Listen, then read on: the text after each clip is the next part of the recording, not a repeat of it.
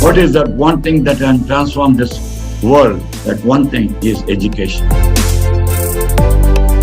At Sai University, this active interdisciplinary model represents the future of education, not the mugging, rather thought-provoking ideas that stretch the mind and lead to a genuinely educated person who will go through life being able to seize new opportunities, create new businesses, and confront new challenges.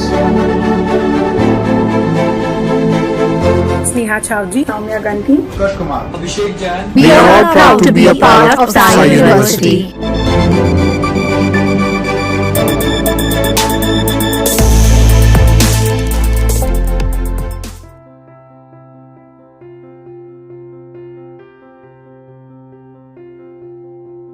Gentlemen, namaste. A very warm welcome to all of you to the Blub World Web Talks 148th episode. In the last 147 episodes, we have talked to, interacted with nearly 2,500 school leaders on this very platform where they have shared their ideas, opinions, innovations, and what all new are they doing in the education space. This is a bilingual platform. So during the complete 60 minutes that we have with you, you can use English or Hindi, any of these two languages. Try sticking to these two. If you want, you can use a third one, but I won't get it. So try using these two. Most importantly, the Blub World Web Talks is not a speaking marathon. It's a kind of a sprint. ये शायद एक छोटी सी 100 metre की race है, तो कोशिश कीजिएगा that once your speaking time is over, you might get muted. If you get muted, please don't get offended. It is just to finish the activity on time. We respect you and your thoughts much more. But I hope that if we respect your time, you'll enjoy it much more. So thank you so much once again for joining in. Before we start, we're going to talk about something super interesting today, because with COVID coming in and the complete education space changing, not only the education space changing, rather our lives changing, our spaces within our homes changing. Now everybody has a small little office in their house. So how are expectations changing around us? And most importantly, how are the expectations changing from higher education?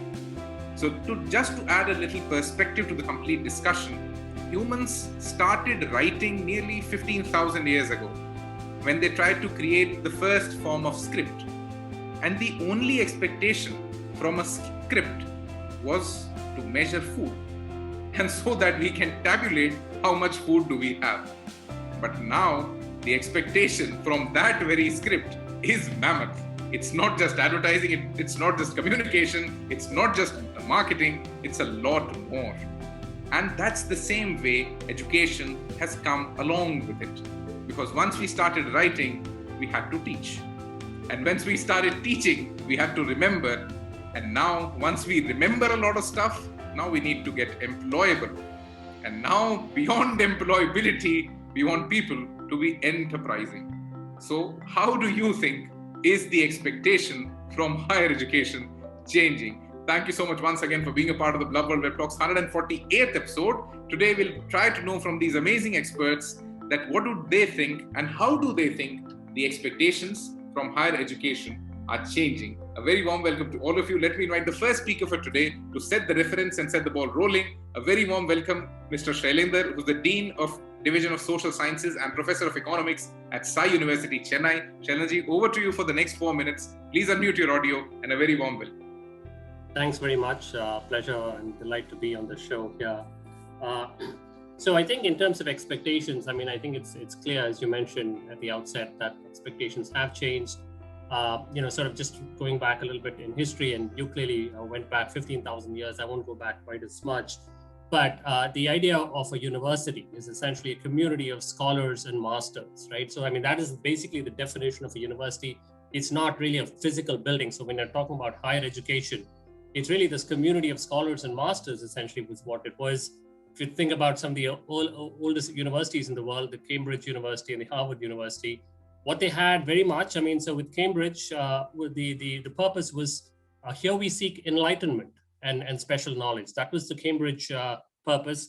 At Harvard, the end product of a student's journey in this university should be that they actually know God, right? I mean, so there was actually something spiritual about higher education. So it was not higher just because it's like more in like number of years of education. It was higher in some I think, a spiritual sense, right? So now, I mean, so basically you would go into a university with the expectation that, you probably would know God, you would essentially be enlightened in some way. But clearly, I mean, I'm sad to say that today, we are no longer at that, I don't think we're in that halo turf anymore. A university, I think over the last 100 years and perhaps even more, in terms of expectations, I just want to mention, I mean, you got to only talk about average expectations here, right? Because obviously there's many players involved when you're talking about expectation. It comes from the expectation of the students, it comes from the expectations of the parents and the university as well. And even within that, there's a huge difference. So I'm going to just talk about average expectations. I think first and foremost is, I think the universities right now, the expectation is the universities would be a place where essentially students would be equipped to actually get decent jobs. I think that's a very reasonable expectation. It's one that we've failed quite miserably in, I think, over the last several years, because I think from talking to potential employers, I very much doubt there's anyone who's sort of, in agreement with the fact that the universities in general have provided anything like the skills required for a student to do well on the job, right? I mean, so basically, I think it's really the employer that ends up skilling these students. So I think the first expectation, I mean, and it's regardless of whether you're talking about the university's perspective, the students or the parents, I think the expectation is the university would help deliver a job, right? So you go back, expectation of, sort of knowing God, to sort of here now we are an institution of higher learning, essentially expected to actually equip the students with jobs, which seems reasonable. I mean, obviously, it's come a long way, there are monetary requirements, so people do need to actually, work. But then I think it begs the question about, it's fair to have that expectation. But then if you go back to what has been actually done in the university, I'm not sure that that expectation is actually going to be met. In fact, the greatest perhaps fact, I mean, that sort of shows that the universities have not met that expectation is the surging unemployment rates, right? So if you think about... Thank you so much, Harinder, sir. The first 4 minutes were over, but we'll again come back to you. So okay. What an amazing start. All right, no, that's fine. I was trying to talk fast, but hopefully I spoke more. Most of what I wanted to. There'll be an open floor at the end of the discussion. So thank you so much for starting and giving it such an amazing start. So the way universities were defined initially was building a community of scholars and masters. And from there, getting into the spiritual realm of all things, or trying to know God. From knowing God to employability, I think we have had a very long journey with manifold of changes in expectation, in innovation, and how we see and look at education. And most importantly, how do we perceive higher education? Because when we start and talk about spirituality in it, and when we want to know God through the university, the perception changes. When we expect employability, that's the second point when we change that perception dramatically. So the drama in the change of expectation has been quite high. So at this point, when COVID comes in and we all feel that this is the biggest wave that is changing things, I think we might be wrong a little bit, or rather a little bit more that we do not know of. So expectations changing, and how do we align our lives to the perception and expectations of education? Because most importantly, our lives revolve around how do we come out of the university and what kind of a life will we have ahead of it. So thank you so much, Shailendraji. Let me invite the next speaker for today. Beyond this, we'll be listening to school leaders. So education for them has a completely different garb, because when a student comes to a university, he's kind of an active learner, but they typically meddle with the passive learners and transforming them from their passivity to becoming an active learner. And most importantly, when right now the national education policy and education across the globe is coming together, it's now no more divided in silos of higher education and schools. We now have to look at education as a complete value chain, or one single transformation that happens through a set of different institutions. So let's have their perspective on changing expectations from higher education. Let me invite Mrs. Usha Iyer, Managing Director and Principal, the Bangalore School and the Green School from Bangalore, Karnataka. Usha ma'am, over to you for the next 3 minutes. Please unmute your audio, and a very warm welcome. Yeah, hi, very good evening to one and all. And it's a pleasure every time when Blub World invites us to talk about it. There's a very interesting perspective. Yes, I'm running a school. Basically, it's a high school. So naturally, today's global challenges, everybody knows. And we're talking about 2030 education goals. And our school, the Green School Bangalore, we talk about sustainable goals. Initially, even before the pandemic. So, when talking about that, we talk about clean water, we talk about climate change, we talk about health issues, energy sources, peace and conflict, etc., etc. So, I think the expectation what needs a change with NEP coming into place as well, that the students and employability is what Daksh was talking about, even the other gentleman was talking about it.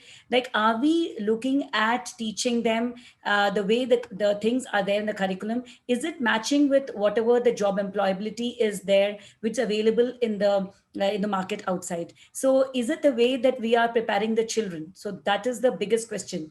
So to prepare ourselves and our students to deal with problem like this, whether we are playing out in our own communities or across the globe. So we must learn to engage our students. So that's very important, like faculty, staff, and community partners in the task of working on a problem that changes. We talk about social impact project, which we do it in a school. So we should work in the community. They talk about internship in NEP. I think the children have to be put in a real life situation, and probably they need to arrive at solutions. And that is a kind of the changes which is already happening. We talk about design thinking. So that is also part of the curriculum nowadays. So these are things which actually will bring down the expertise of theirs, and probably they understand that this is how the world works and this is how we have to contribute to the society at large. So the greater number of individuals would need skills, like the way the other gentleman was saying. So in leading and collaborating, because that's very important to adapt to change from a centralized to a decentralized society in which organizations would be structured around networks rather than hierarchies. That's what I can say. So too often, actually, our teaching is insufficiently informed by the science of learning and assessment. We all know that how we assess our children. So we talk about personalized learning. We talk about various students, at various different parameters and stuff like that. So study skills and career exploration might be integrated into general education. So which could be done. So majors might incorporate a capstone experience. Career-focused certificates might include an experience learning component. So we have to look at various things. And most important thing, Daksh, is adopting a cloud-based system, which is very imperative for higher education institutions seeking to remain very competitive. Today's applications have the capacity to transform our institutions, improving the students and faculty experience. So this is what I have to say. So I'm cutting it short because I know you'll stop me and saying that this is your time limit is over. So this is the gist of the entire thing, which, according to me, yeah. Thank you so much, Usha ma'am.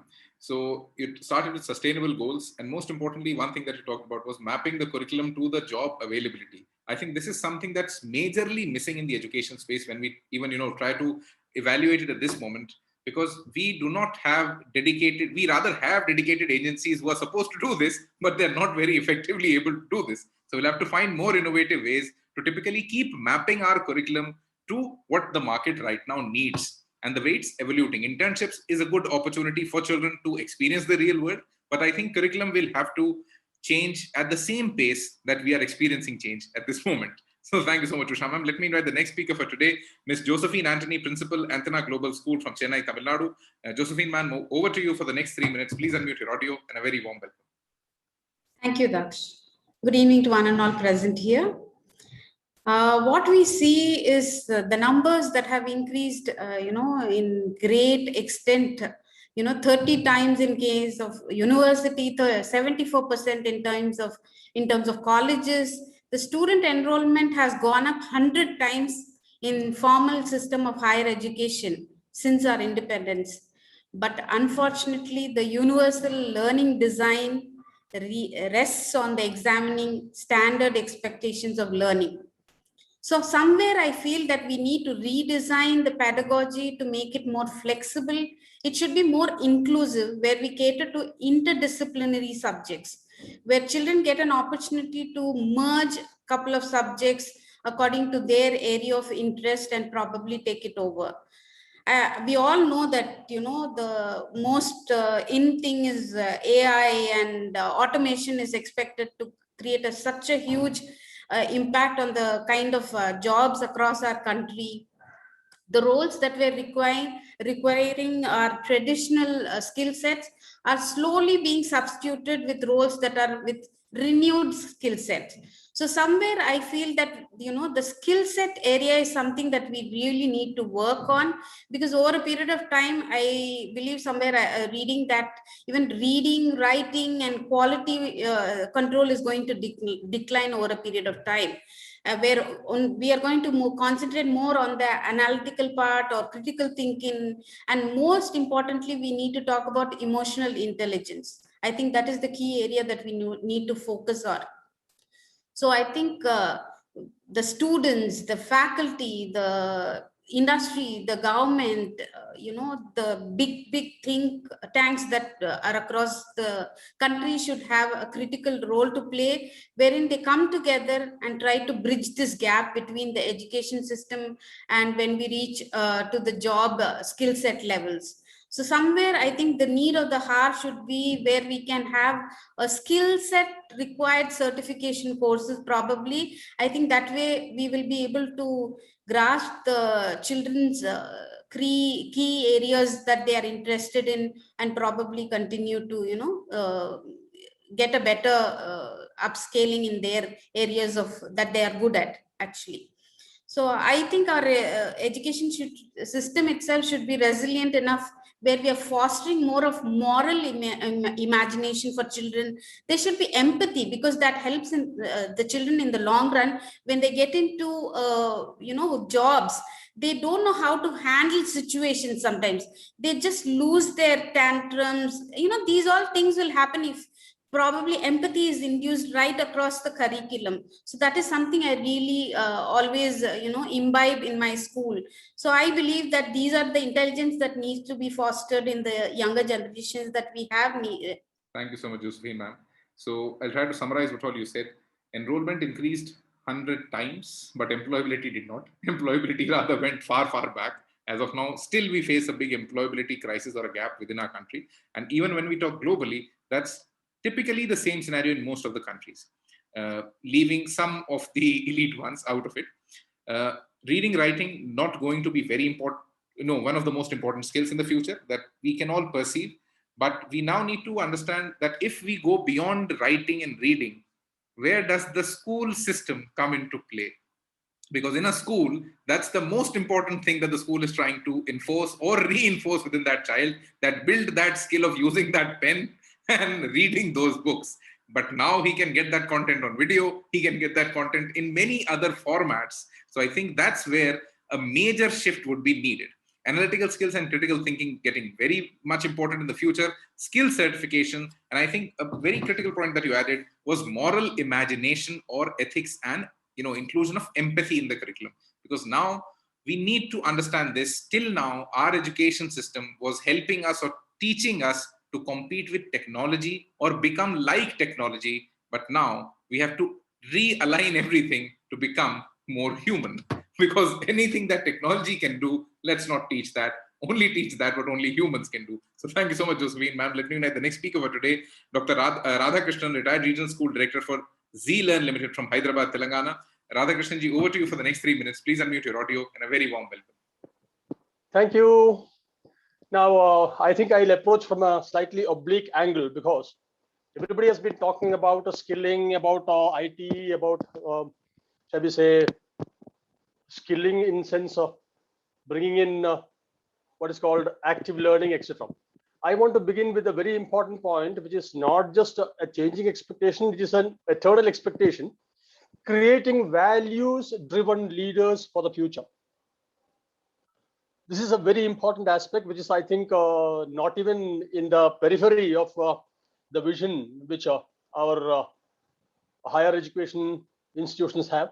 I'm not blanket blaming everybody, but except for a very few large private universities and institutions, this very important aspect of personal development has been neglected, and this has to come in. Whether we are going to be technology driven, whether it's going to be IT driven, whether we are going back to paper and pencil, whatever it is, we have to talk about values driven leaders for the future. That is what universities have to give us. Now, seamless integration of value education is a must. Why?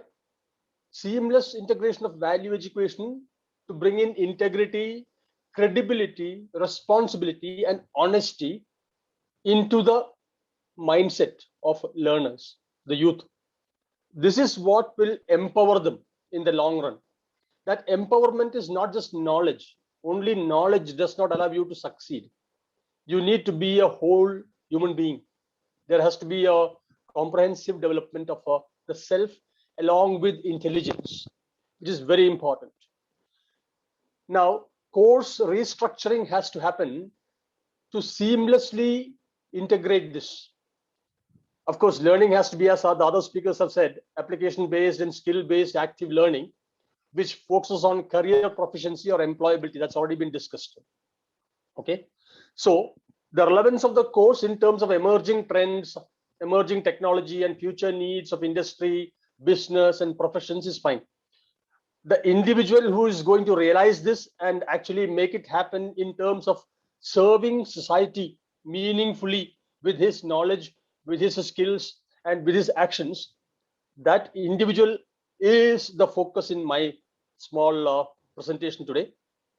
Incorporating ethics as a core component in the curriculum to inculcate the right mindset and moral values for proper personal growth with personal integrity and social commitment. I repeat, integrity, credibility, responsibility, and honesty. If these pillars are there to build the individual, then I think education is going to be much better, and it will serve the society much better. The rest has been already said by others. Thank you so much.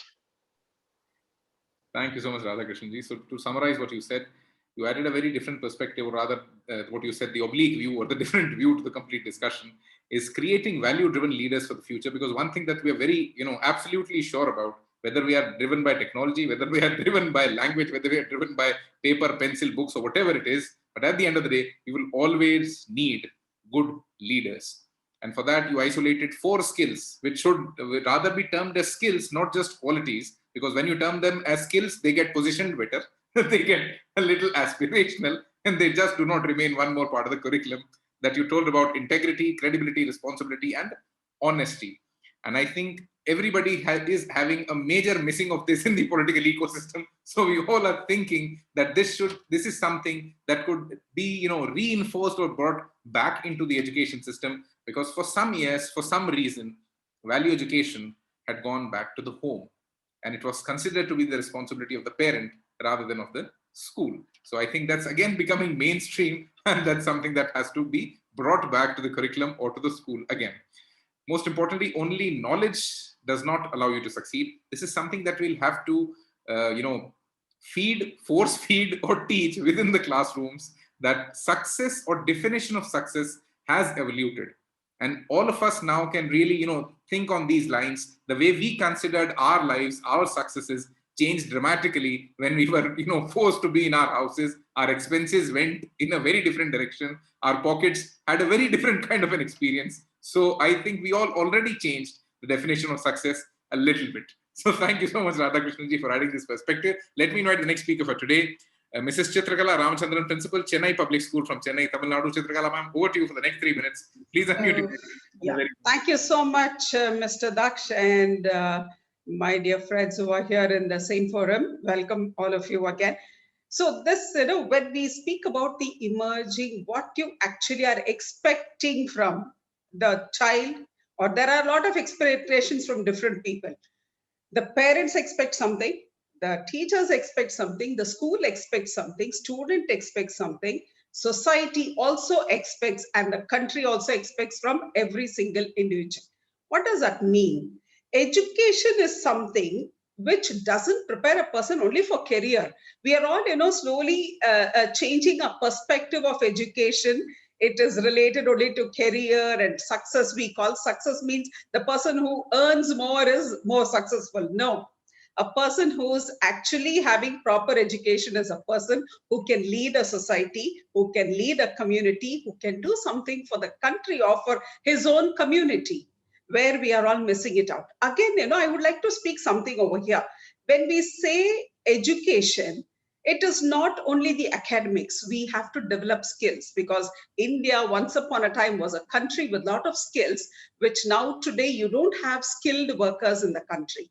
The reason is, I don't know, most of us are going towards the same destination, or we are preparing the children for one design, which is not expected. We have to have multiple designs all over, which is very important, because if a country has to lead further, it has to have all kind of, jobs, all kind of people, a skilled worker, academician, engineer, a doctor, and so on. Everybody is required. But what we see now today, we have dearth in certain areas of jobs, whereas we have surplus in certain. Why I'm telling this is I have so many, CVs which comes to me, engineers wanting to become teachers, and they are going behind B.Eds now, because it's, again, I'll say, as per economics of education, it's a stagnation, because you study for something and you end up to do something. What is your skills there? So you lose the skill of what you have to really do. The investment done on your education is not used in the right way. So we have to understand the balanced, system should be there. For that, the expectations of the schools connect to the expectations of the education, which is in the higher level. As I said earlier, the parents expect their children to do something. Similarly, we school leaders or the teachers or the society, we also expect there should be some balance in the society, for which all of us as educators should work together. We have to ensure that we lead the children, we identify their potentials, we train them in that. Because if you see, the NEP speaks about skills, vocational training into the system. As you said, there's no hard division in the, subjects you're going. Thank you so much, Chitrikala ma'am. The first 3 minutes were over, but we'll try to come back to you. So try to Okay. What you said. Expectations of different stakeholders are different, but the challenge is they're all expected from one or two institutions. So the bank of expectations is a little bigger from a small little entity. You would not say a small little entity, but from a single entity. Success for now is correlated and absolutely directly proportional to the money that's there in your bank. We need to now, rework on defining success for the next generation, so that they understand the value in it. Because now when we look at the kind of investment that's happening in education, it's depleting rather than adding value to their own careers. And what you said, the stagnation slowly and gradually has creeped in when highly educated professionals or professionals with very higher order degrees want to do jobs or want to do things that do not require a lot, what I won't say a lot of, higher order learning, but at least they do not require those big ticket degrees. So we'll have to reimagine, rethink on how are we treating the investment in education. And finally, what you said, if you want to create a society that really works, it should have people who can do many different roles. Just to give you an example, it would not be religiously very correct if I speak this, so I'm not naming the religion, but if you look at some of the religions who talk of peace, who talk of staying away from all forms of destruction, just to give you a very small example, if we apply those to our lives and we apply that 100% to our lives, we would never have a shoe to wear. So we'll have to think on trying to balance the practicality aspect of it, trying to balance the employability aspect of it, and most importantly, the success aspect of it, which we now need to redefine. Thank you so much, ma'am. Let me invite the next speaker for today, Ms. Bharti Lakshmi, Principal, Hindustan International School from Chennai, Tamil Nadu. Bharti, ma'am, over to you for the next 3 minutes. Please unmute your audio and a very warm welcome. Good evening to all the elite speakers here, and my special salutation to my erstwhile coordinator and mentor, Mrs. Chitrikala Ramachandran. I will not forget the way she has taught me. Hello, ma'am.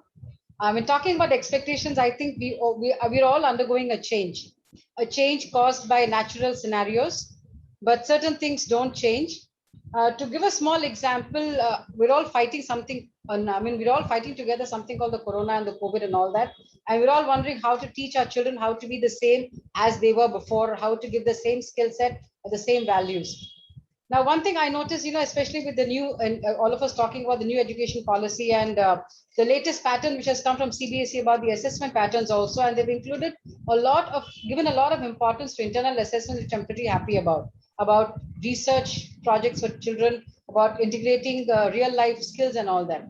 So what I do, what I personally have taken up is, to tell the children, when my teachers teach every lesson that they teach, the three components which they must include so that the children do not miss out on the wholesome learning which has to happen. One is the human values associated with every lesson or concept taught, the life skills associated with every lesson, and the living skills. The two different things which the teachers have to be have conviction about, and then they teach. Now, this will actually lead them to, be ready for the higher education sector, which is expecting our children to be ready both in skill, emotion, and socially responsible also. So I see emotion, skill, and socially responsible children seeking that when they go up for their higher education. Another thing what I notice is the higher education sector often tells us children when they come to the universities or colleges, they are not totally prepared in terms of linguistic skills, which I feel this is the time where we can actually give more time to the children to prepare on that. And I think we all as a system are doing well. And I think there's a lot of talk being happening about empathy and human values all put together. So somewhere there's an alignment and understanding that technology cannot totally take over our lives.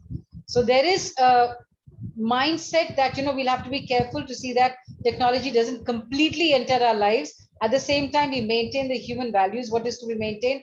At the same time, prepare our children for the skill sets that is required for them to reach to the higher education sector. And a nice bridge has to be there so that the people up the line do not look down and say that, probably this could have been taught in school. So when you include the life skills and the living skills and the human values and the necessary emotional and social skills too, there is a complete bridge between the school sector and the higher education sector. These are my 2 pence for the topic today. And I'm sure, I hope I'm in good time. Daksh, thank you for this. Thank you so much, Pratima. Let me summarize what you said. You started trying to take everyone, back to the pre-COVID period. We all need to understand that I don't think we all need to go back to the pre-COVID period. We need to go into a completely new lifestyle, that because we have learned through this experience, we've all grown through this, and most of us are liking the change. So we now need to figure out how some of the things that we learned were critical stay with us, stay with our children, stay with the next generation, so that they have a much better quality of life rather than just a lot of money within their banks, which even we could not use during the complete lockdown. Most important 2 elements that you added, that within your teaching plans, you tell your teachers to take care of the human values and the life skills associated with each of the lessons. So that student always gets a real life connect to it, that, okay, this I'm teaching you in theory, but this is the way it will impact your life emotionally, and at the same time, financially or commercially, how would it be impacting your life. Something that you added, that most of the higher education institutions have a complaint that children are not linguistically ready when they come to the university. I think it is good time that we can all focus on this, because linguistics is now a much more important and critical element in education, because that's something that still humans have an edge on technology while we go ahead. Let's see when machine learning and AI can take over that as well, and we'll try to find one more skill that stays with us. And one thing that you said, that let's not always try to look down upon on the initial level of education that was there.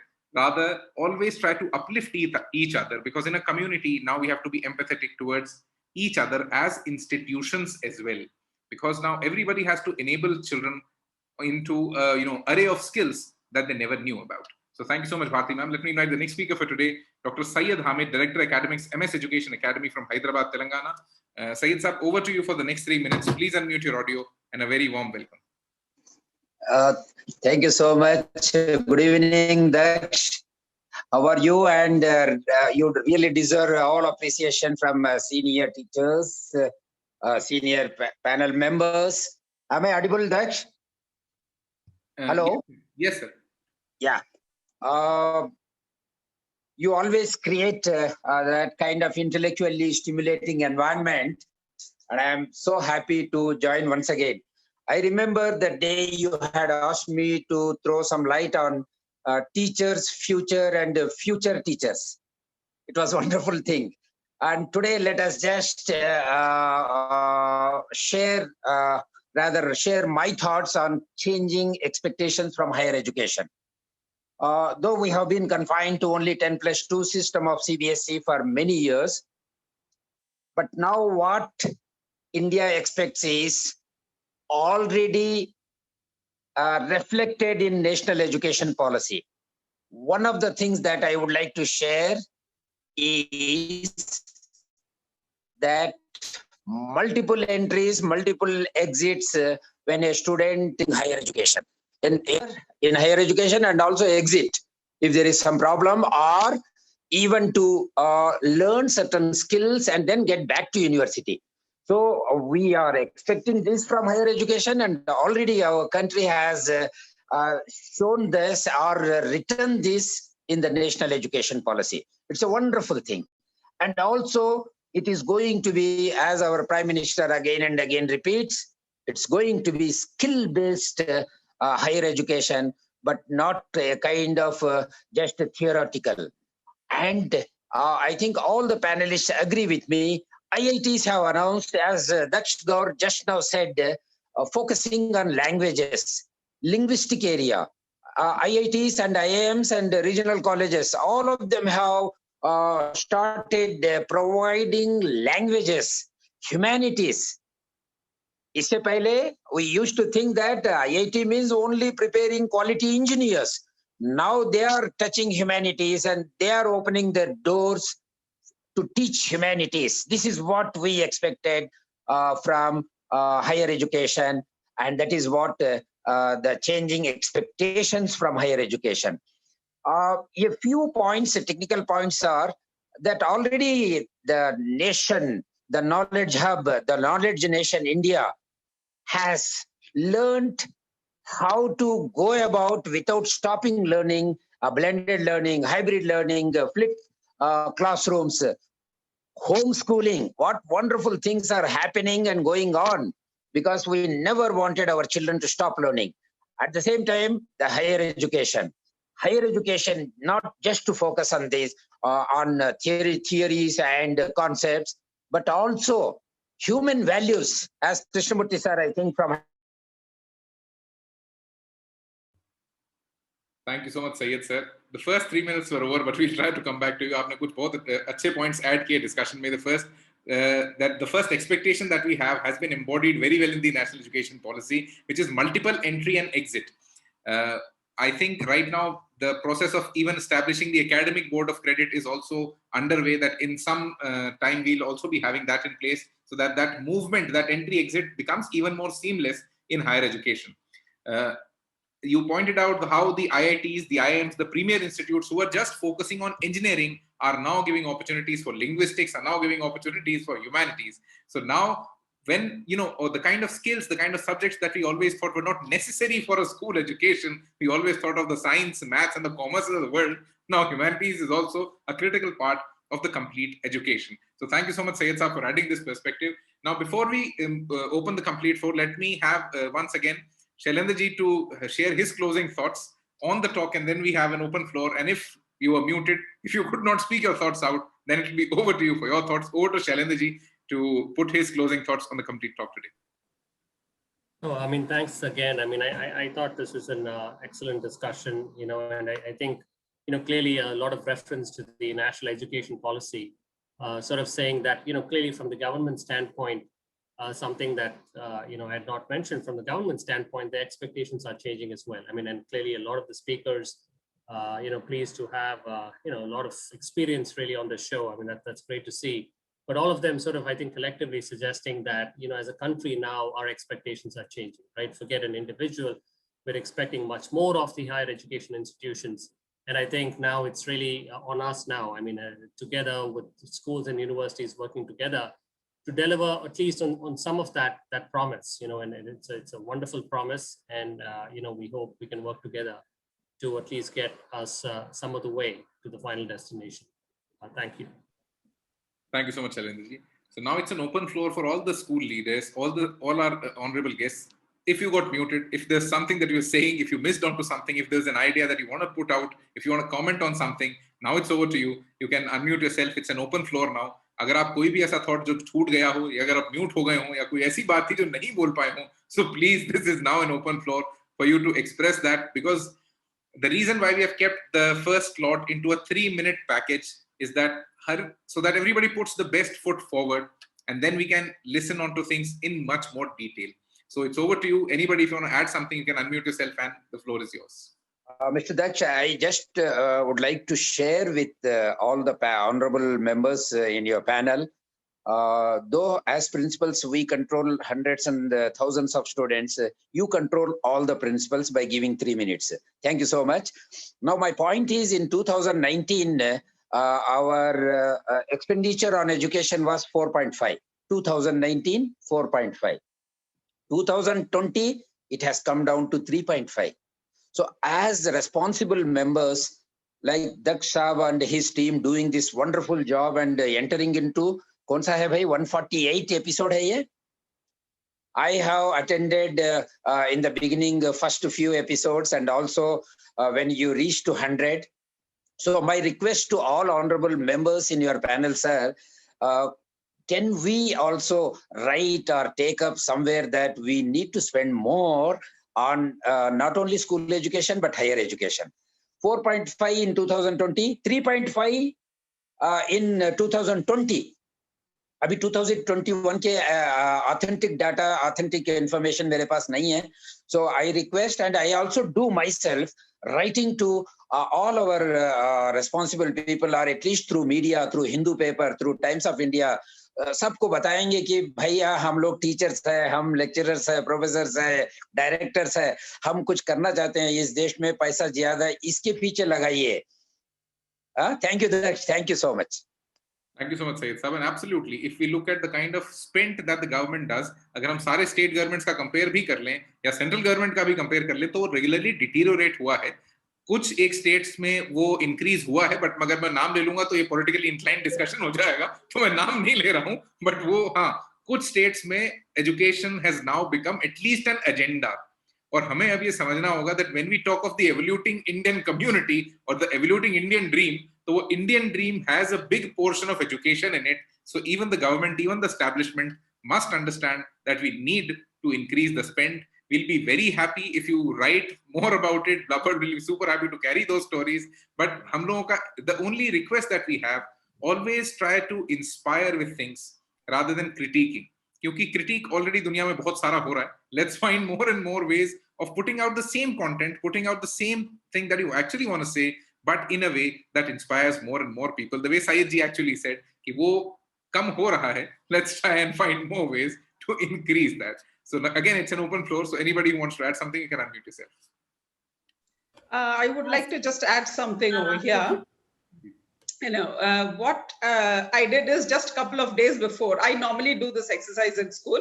I took a complete statistics. I spoke to the students of grade 12, asking them, what is that you are expecting to be trained before you go to your graduation? Second question, what is that you are expecting when you're getting into a college? So I've got varied answers. I've got varied interest from children.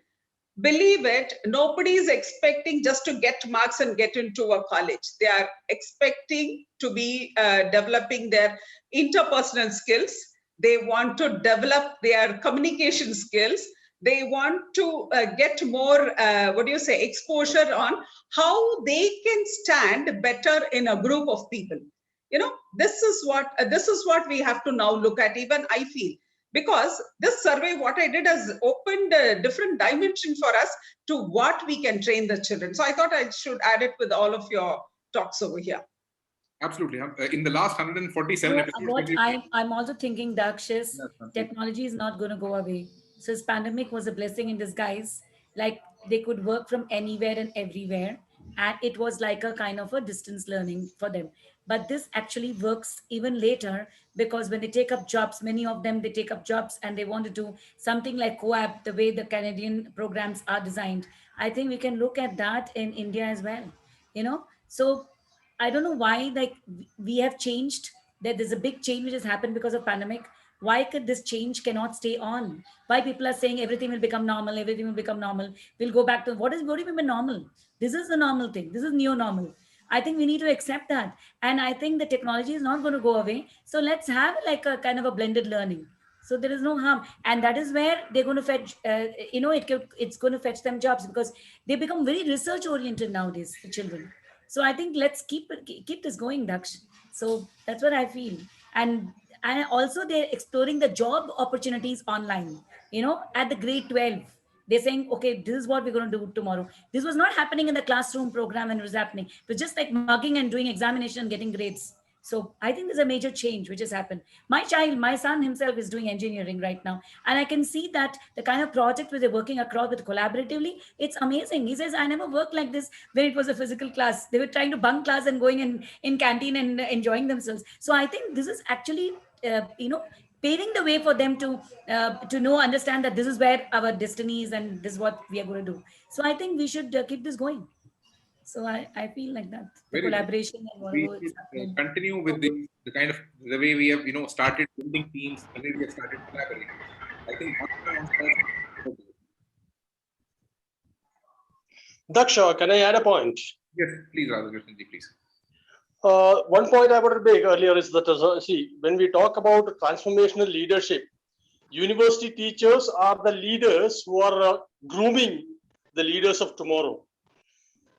So, one simple question I'd ask is, can a teacher impart to a student what he or she does not possess? I hope I'm clear. If I am a teacher, do I have it in me to impart enough knowledge, enough skills, a vision, integrity, honesty, etc., in terms of virtues or what we call values, if I don't have them? So we also have to think of a transformational approach to the kind of mindset of teachers, of professors, lecturers, instructors. So we need to have some kind of a system to improve that. Right. So I think you told it very nicely, verbatim rather. I cannot transcend something that I don't have. And that's the paradox of education that lies with it. That as a, if when you look at it, we study from a generation earlier to us and teach a generation that's ahead of us. So we always take a gap of 2 generations. But you see, some very key aspects are completely ignored in our education. Absolutely. So that reflects on knowledge also. Knowledge for what? Okay, Harshad Mehta and Mahil Choksi and Vijay Mallya were all educated, highly educated people. We need the right kind of a Dronacharya to teach Arjun. No, but this has to be in the policy making process, where academic overview is very important even in universities. I mean, we have universities which are, shall we say, autonomous. Yeah. So today, most universities have this autonomy, but what is it bringing? I mean, is there an accountability in terms of what are the aspirations of our students? What are their needs? How are we providing it? To what extent are we satisfying their need? I mean, they don't know what they want. They're youngsters. So who's the guiding principle and who's the overview?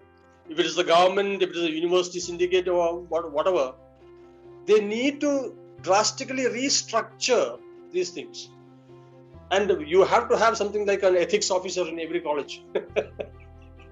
Ethics officer, and accountability, trying to bring them together. This is something that's quite a big challenge, because once autonomy comes in, bureaucracy comes in rather than accountability.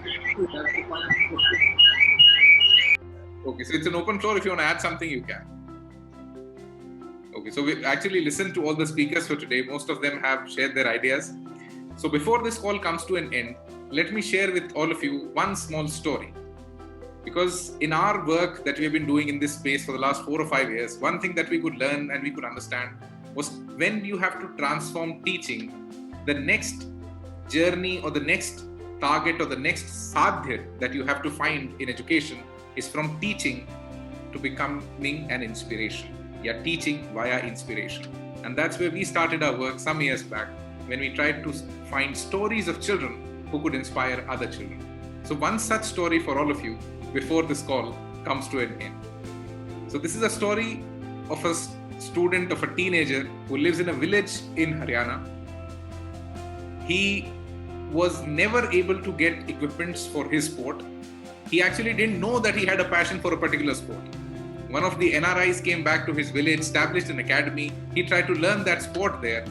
And right now, he has learned that sport so well that he's known as the world golfing champion. And that's Shubham Jaglan from India itself, from Haryana, whom we call the golf gladiator. And that's what Blub World does every month.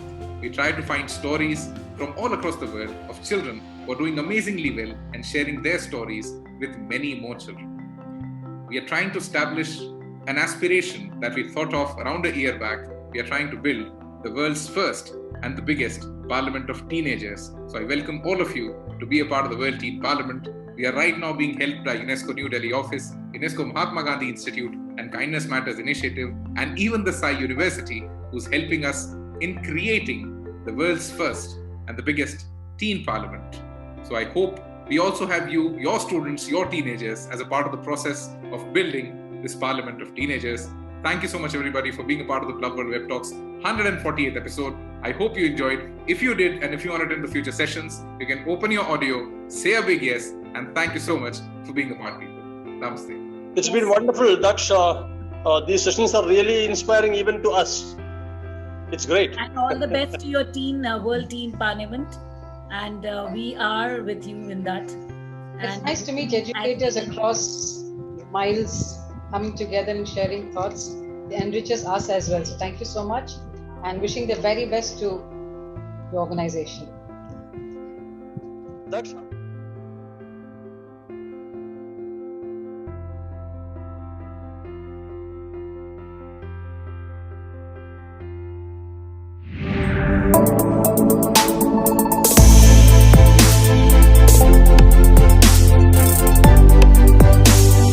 What is that one thing that can transform this world? That one thing is education. At Sai University, this active interdisciplinary model represents the future of education, not the mugging, rather thought-provoking ideas that stretch the mind and lead to a genuinely educated person who will go through life being able to seize new opportunities, create new businesses, and confront new challenges. Sneha Chowdhury, Soumya Gandhi, Abhishek Jan. We are all proud to be a part of Sai University.